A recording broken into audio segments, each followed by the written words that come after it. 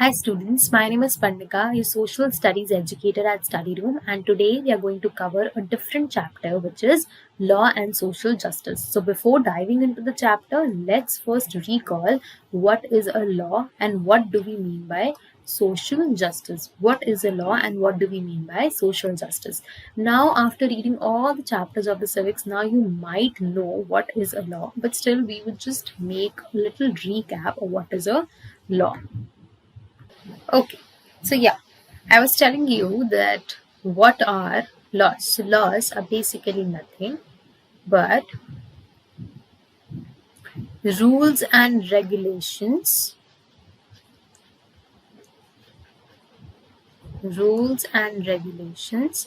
made by the government, made by the government, which every person, which every person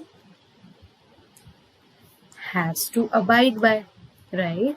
And in case anybody tries to violate it or violates it, he or she gets punished for this particular act. And now, what do we mean by social justice? Social justice is basically getting or giving justice to the people against whom the law has been violated. Now, for instance, for example, a law is made in the country that let's assume that a law is made wherein discrimination is prohibited. Discrimination is prohibited, and if somebody tries to discriminate the other person on the basis of his religion, on the basis of his caste, that person who is actually trying to discriminate will be punished for the same. Why? Because he has violated a law. So here he gets, the person who gets discriminated gets social justice because there was a law which prohibited discrimination, and on the basis of that particular law, the person who tried to discriminate was being punished. So law plays a very important role in giving justice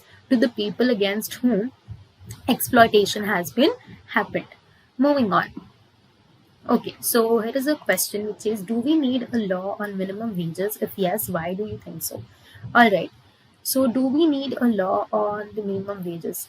Definitely yes. Now, let's understand why. We need a law on the minimum wages. Let's understand why.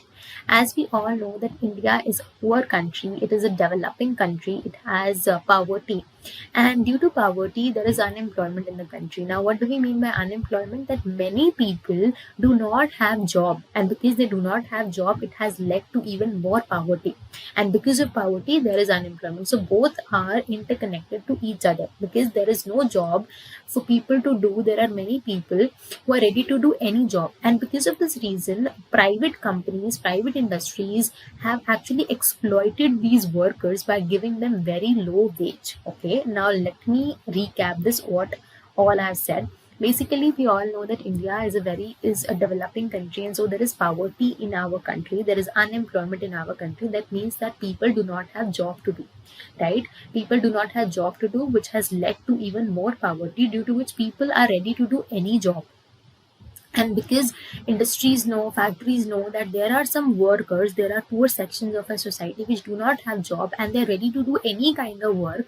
Now what does these private industries and private factories does? They give them a very low wage for wage to them when they work in their factory. Now what these private companies and what these private factories and industries does, they give them a very low wage rate, very low wage rate. They employ these workers and give them very low wage rate because they know that they will not go from the factory. They will not leave the factory because they have no other place to go.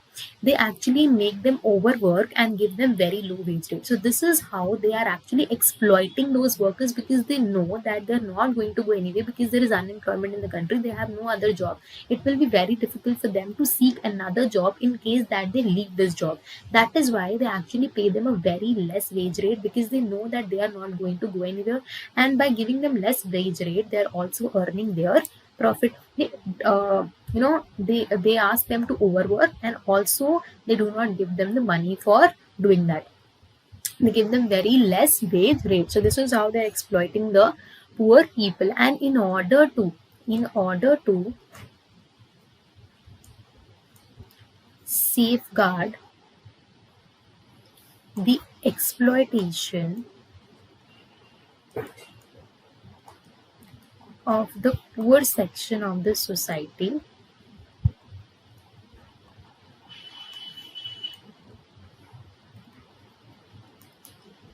minimum wage rate should be fixed. What does this mean? So basically, this means that a law on minimum wages should be there that says that a minimum wage should be fixed. For instance, let's say that a minimum wage is fixed, that is 700 rupees. Now, not any worker will get less than 700 rupees for a day. This is just a hypothetical situation. Don't assume that this is the correct uh, the amount that the government has fixed. This is just an hypothetical figure that we have assumed to make you understand. Now, for let's say that the government has fixed that no worker will get less than rupees 700.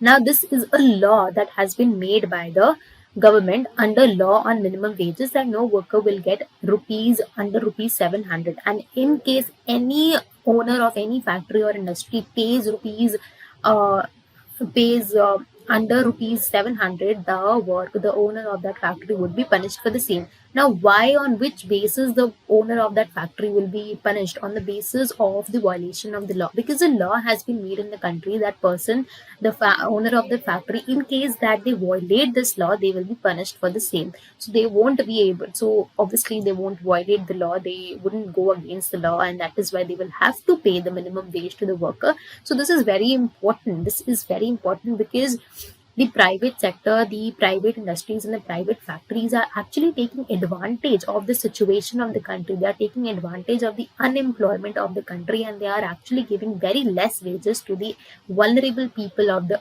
country, to the poor people of the country who are in search of the jobs, because they know that they won't go anywhere else. In case that they go, it will be very difficult for them to search for another job. That is why they stick to that job, even though they're not getting good wage from the factory. So this is why we need law on the minimum wages, in order to safeguard the exploitation of the vulnerable part of the society. Okay, moving on. All right. So the need for laws, as we have already discussed in the previous slide, that there are some practices, there are some unfair practices like giving less wages to the giving one of the examples of the unfair practices is giving less wages to the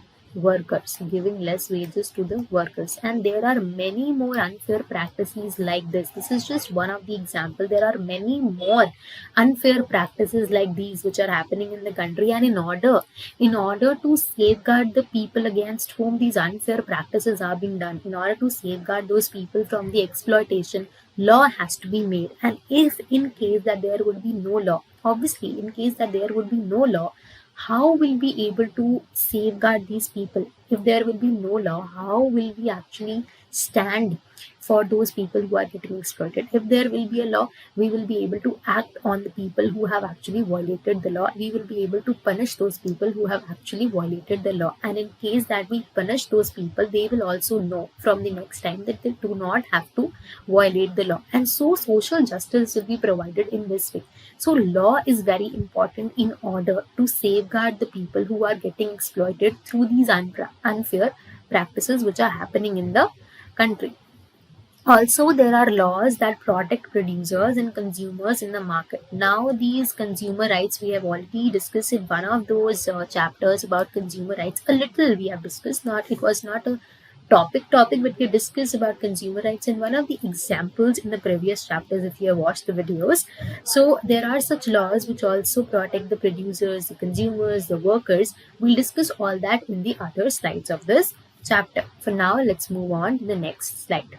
Okay, so here's an example showing how the workers were being removed from their job because they did not have any job security. So here's a short story which says, facing competition from the power looms, workers in the textile mills. So this is a story of the textile mile and the power loom. So you might have seen in your own locality that if there are two shops, if there are two shops in your locality of the same particular commodity, one might be more successful than the other. Like one might have more customers than the other. One might make more sales than the other. This is a common tendency, right? Both of them cannot make equal sales. Both of them cannot have equal amount of customers. If they are of the same commodity, if the two shops in your locality are of the same commodity, one might be more in trend than the other, and that is why this shop, in case that let's assume that this shop is the one which have more customers, obviously it will have more sale and more profit, and eventually it will give a tough competition to this shop. Now the same happened between textile mile and the power loom. Now textile mile and power loom produce the same commodity. Now there is a tough competition between the textile mile and the power loom, and the power loom was giving a very tough competition to textile mile, due to which it was not able to earn high, due to which it was not able to earn high profit in the um high profits, and due to which, because this textile mile was not able to earn high profits, it removed some of the workers. Now why did it remove some of the workers?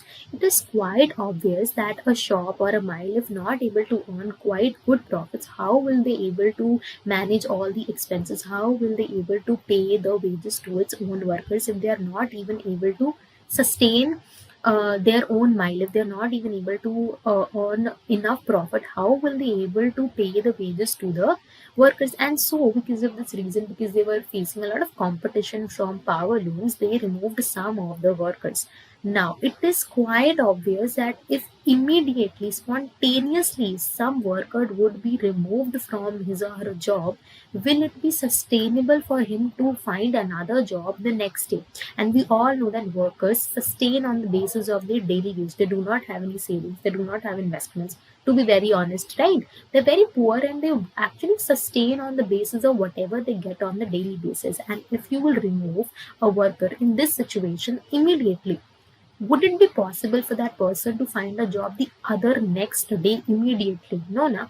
It will, take some time. The worker has to go from here to here. He will have to do a lot of work. He will have to search a lot for the job, and that might take even months, right? And that would actually exploit a worker directly or indirectly. So there is no job security to the workers. There is no job security. Now what is job security? There is no such agreement that, there is an agreement for you to work for here for 2 years, or there is an agreement that, nobody could be immediately removed from the job. So when you are actually in a proper agreement, there is an agreement which is there, where it is written that, an employee is hired for 2 years and he cannot be removed before 2 years.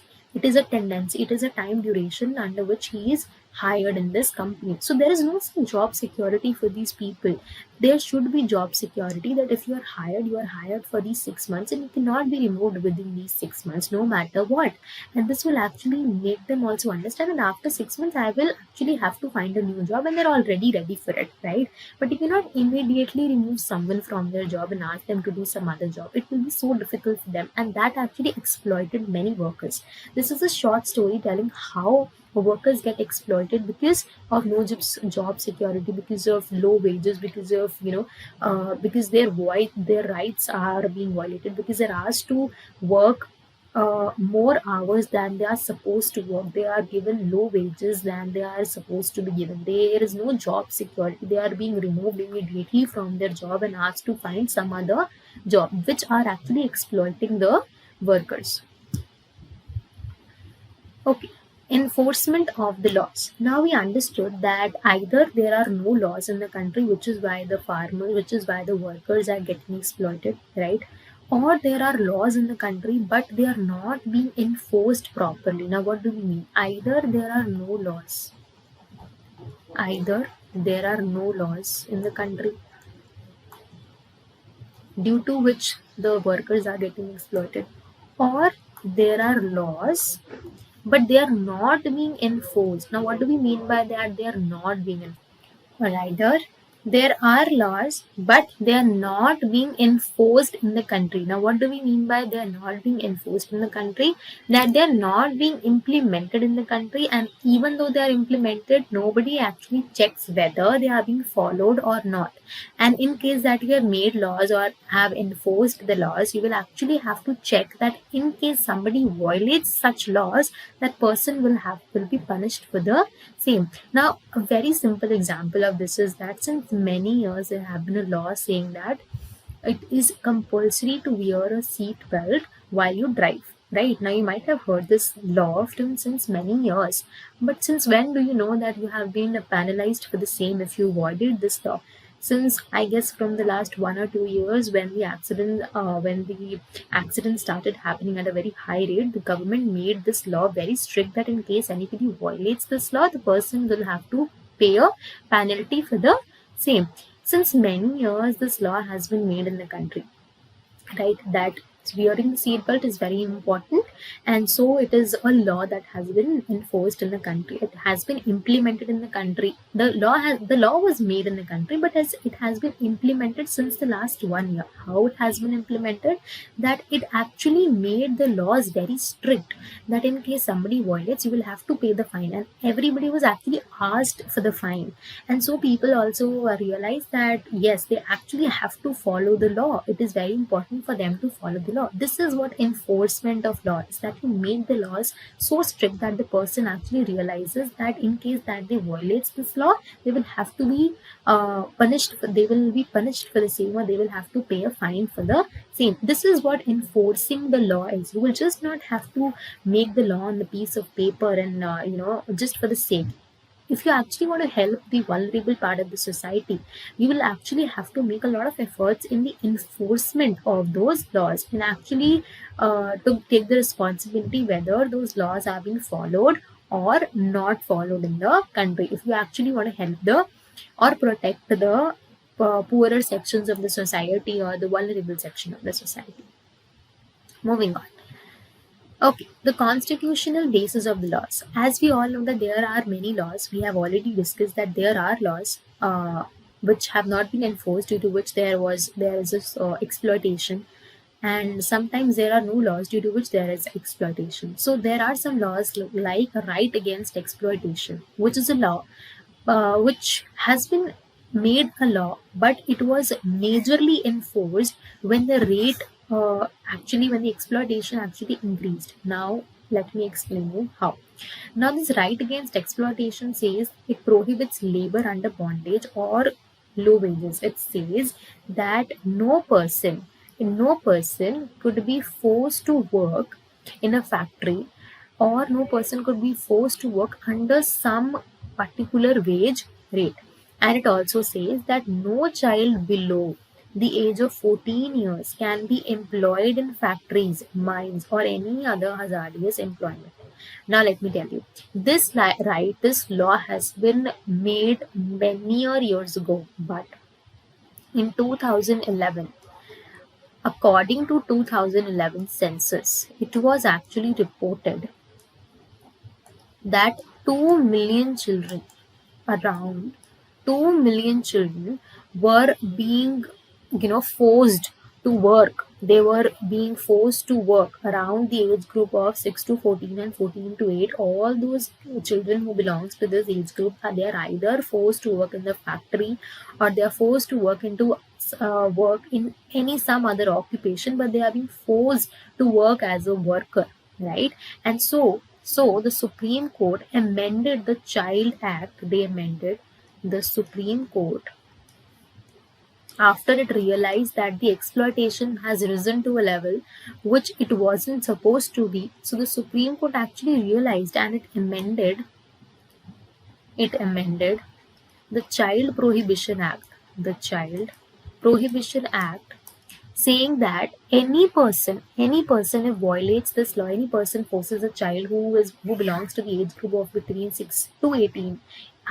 In case that any person forces any child who belongs in this age group to work in a factory, to work in any other occupation or to work in an area which is harmful, which is not healthy, that person will be punished. That person will be punished, and that person will have to pay a penalty which will range between rupees 20,000 to rupees 50,000. So after the Supreme Court actually made the rules strict, after that the exploitation decreased a lot. So this is what is the difference between just making the laws and actually enforcing the laws. So now you might have understood that just making the laws won't help the vulnerable part. You will also have to make the laws strictly. You will have to enforce them, and you will have to implement them. You will have to actually take the responsibility to check whether everybody is following the laws or not. Moving on. Okay.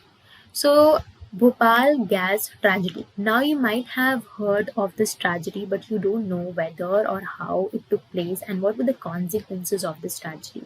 In this video, we'll understand all of that. Okay. So, Bhopal Gas Tragedy happened in this factory, Union Carbide, which is an American company which produces pesticides. Okay. Happened in Union Carbide, which is an American company which used to produce pesticides. Now, what happened is that since it used to produce pesticide, it is quite obvious that the gases which was supposed to be involved in using pesticides could be harmful, right? And so one such gas, which is methyl isonate, this particular gas was being released it was actually not being released, it was leaked in the industry, in the factory, late at night on 2 December 1984, and it is a highly poisonous gas. Let me repeat the entire thing. Union Carbide was the American company which used to produce pesticide, which was established in Bhopal, and on 2 December 1984, on 2nd December 1984, a poisonous gas known as methyl isonate leaked from that particular factory. And then you might not even wonder what had happened, because the methyl isonate is such a highly poisonous gas, it even led to death of people. Now let me explain you the entire story. Now on 2nd December midnight, when the gas started to leak, people who used to live around the factory, basically started to sense that there is some gas which is leaking, right? There is some gas which is leaking, and they start to suffer. Slowly they start to suffer. Slowly they were not able to they were not able to breathe. They were suffering in their breathing process, and they were not able to breathe. And until morning, many people had already died. Many people lost their eyesight. Many people had already were prone to many respiratory diseases. It led to so much damage that you cannot even imagine. Even now, people fight for the justice. Even now, people raise their voice. Even now, people do parades on 3rd December 1984 when the tragedy happened. It happened midnight 2nd December, which makes us 3rd December only, but still the precise date is 2nd December 1984, when the gas started leaking, and the people who were who used to live around the factory started to smell the gas. And slowly and steadily they realized that there is a problem in their breathing process. They're not able to breathe properly, and so when they realized that they're not able to breathe properly, they started running here and there. And until morning, many people died. Many people lost their eyesight. Many people they got many different kinds of diseases, and children severely were very impacted from this tragedy. And even now it is said that the people who inhaled such gases, the babies of those people, after so many decades of this tragedy, the babies which were born even after 10 or 15 years of this tragedy were born with some abnormality, because that time, if their mothers or fathers would have inhaled such gas, that gas would have passed into the gene, and now they are getting it. So the babies who were even born after 10 to 15 years got abnormalities when they were born because of this gas. So now you can imagine the intensity of the gas, how poisonous it was, and how badly it would have impacted to children or even old age people, all the vulnerable people. It impacted very badly. Okay. Moving on. Now, as I've already explained you the impact, let's just read it again. A survivor remembers her eyes burning. More than 800 people died in 3 days. You can imagine by looking at the image itself that more than 800 people, 8,000 people died in 3 days. You can imagine the tragedy, the level of the tragedy that the people had faced there. And all those people who used to live now were the workers only, who used to work in that particular factory. And a survivor remembers her eyes burning. So there is a short story in the book itself. It says that she heard her baby crying midnight on 2nd December, and after 5 to 10 minutes, she realized that she herself is not able to breathe, and she heard people saying, "Run from here to there," and this story still give goosebumps to many people, even me, and even you, if if you will be listening to me right now. Children were born with peculiar abnormalities. As I told you, that even 5 to 10 years after the babies were born, after 5 or 10 years of the tragedy, when the babies were born, they were born with several abnormalities, because that time, if the mother or father would have inhaled such gas indirectly, even 1% of the gas, if they would have inhaled, that would have gone into their genes and somehow affected the baby that was born. So this is how people or babies which were born after 5 to 10 years were also impacted. Union Carbide left behind several toxic chemicals. Now, after the entire tragedy happened, the Union Carbide, which was basically the American company, left the toxic chemicals after the entire tragedy happened, after everything was burned and all that. They left their toxic chemicals there and then. They did not even, they did not even have the audacity. They did not even had that they should clean the entire industry or factory or so and so forth. They just left their toxic chemicals there and then only. Okay, so the role of the Union Carbide. Okay, so the main question here arises that Union Carbide, Union Carbide, which was the name of the American company. Now you might wonder that it is not an Indian company, but it is an American company. Now you might think that why does an American company has established its company in India, Bhopal? It could have in its own country, or it could have in some other country, but why only India? So there are many reasons as to why this Union Carbide was established in India only. So there are many reasons. Let's just write down or understand some of them. Very first is unemployment. Due to unemployment, there is poverty, due to which people do not have any jobs. Obviously, poverty is unemployment, unemployment is poverty. So these both are interconnected. So you could write any of them at first, and then any of them at the second position. So if there is poverty, there is unemployment, and because there is unemployment, people do not have jobs. People do not have money. People do not have jobs, and they're ready to work at any wage rate, right? So obviously, this is quite evident that if people are ready to work at any wage rate over here, there is cheap labor.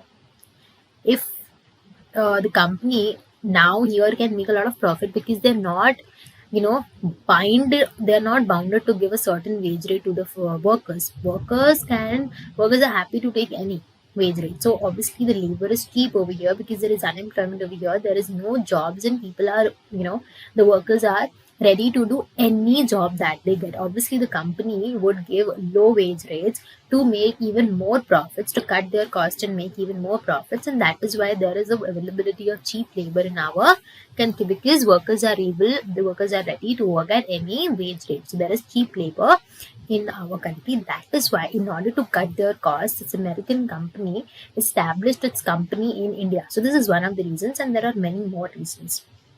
Now the second reasons. Now, when you establish a company or an industry or a factory, there are basically many legal documents which you need to get verified with, right? You cannot just go and make your factory. There are many legal documents. You need to buy the place, or you need to rent the place. So you need to make many legal documents, and which takes a lot of time, right?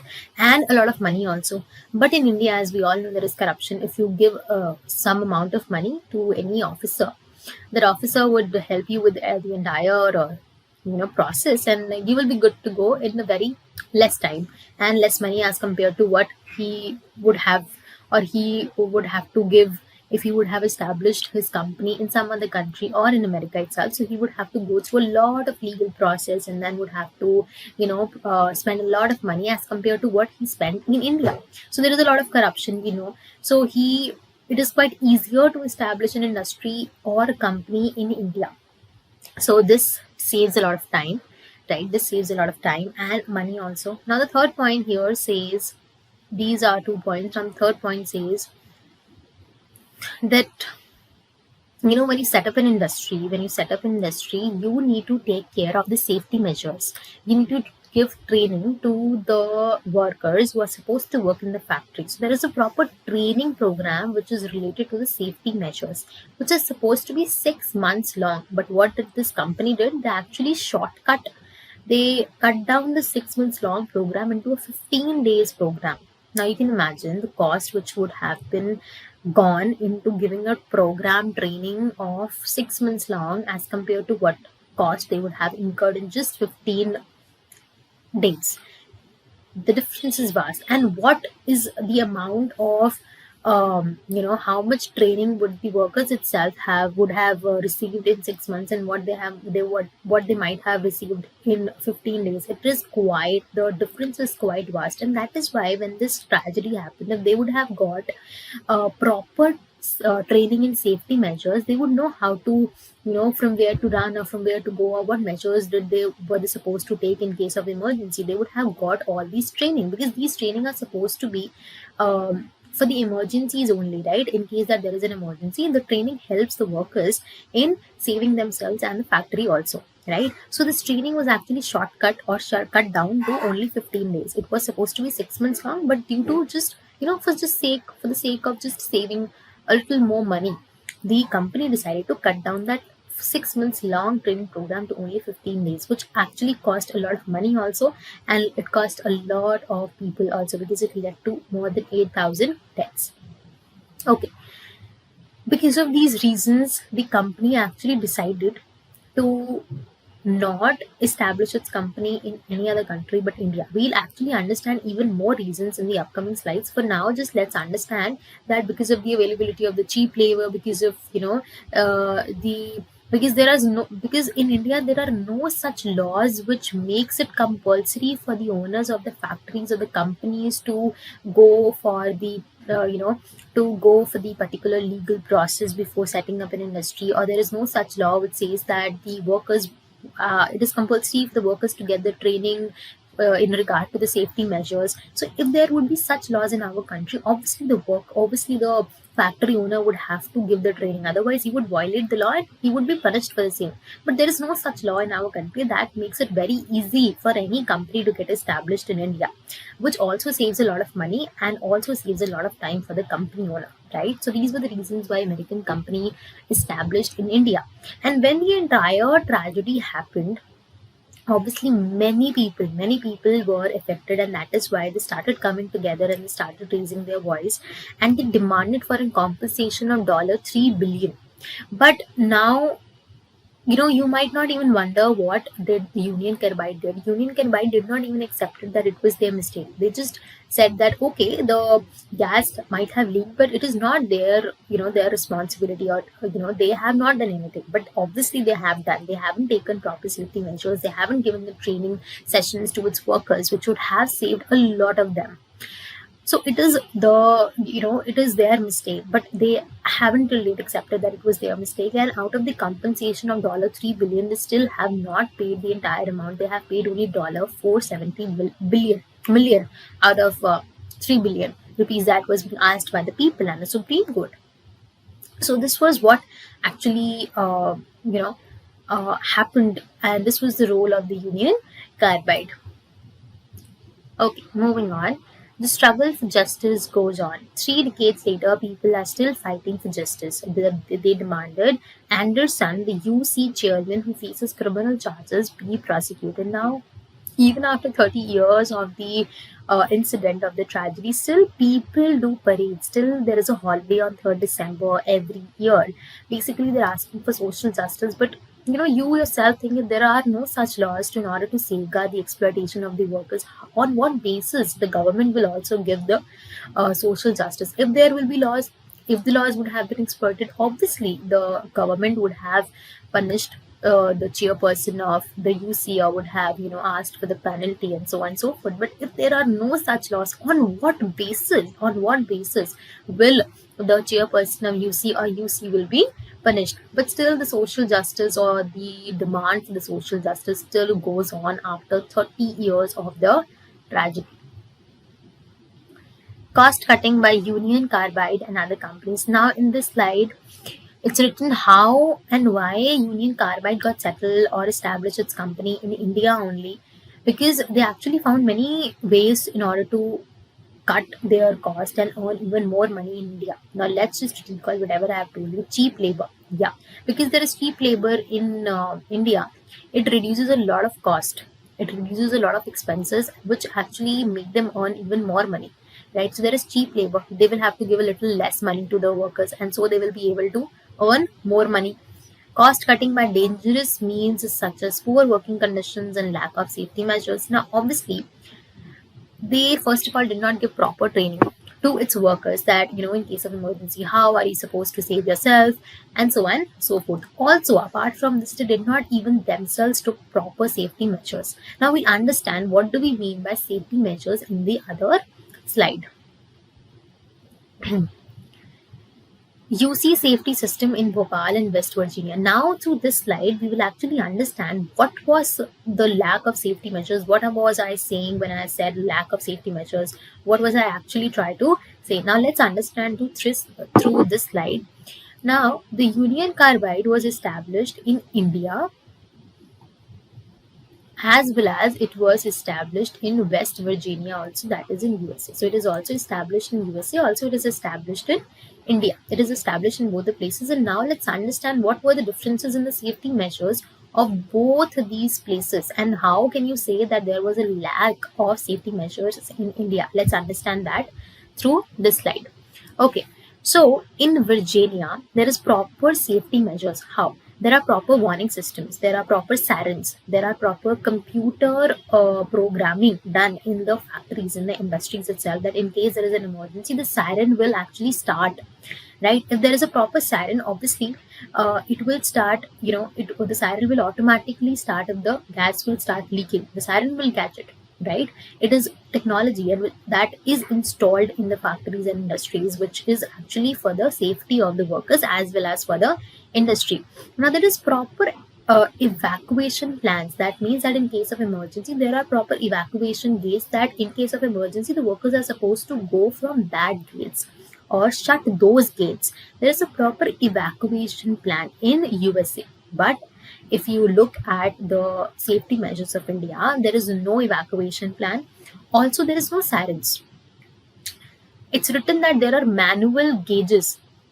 What do we mean by manual gauges? That is, in case that the gas gets leaked, obviously human nose will detect that the gas is leaking. So this is what we mean by manual gauges. In case that the gas will leak, the people will get to know through their nose, through their common nose, that oh yeah, the gas is leaking, and then they'll start running from here to there. So this was the amount of safety that was given to the workers in India. So this was what I meant to say when I said lack of safety measures. This is what we mean by lack of safety measures. And these lack of safety measures was because there are no such laws in India which says that safety measures are very important, and in case somebody does not do those, that the owner of that particular industry or the company will be punished for the same. But there are no such laws in the country, and that is why the companies are not taking the safety measures. They are not supposed to take the safety measures because there are no such laws in the country, right? And because they are not taking such safety measures, the incidents or the tragedy eventually happened.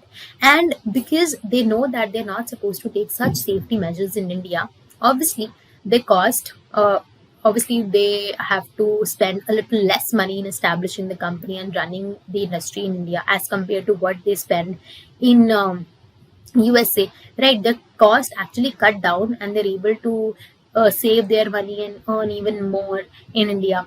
So these are the reasons why the tragedy eventually happened at first place, because there are lack of laws. If there are no laws, on what basis the social justice will be served to the people who are exploited. So laws plays a very, very important role in actually safeguarding the people who get exploited, the vulnerable part of the society.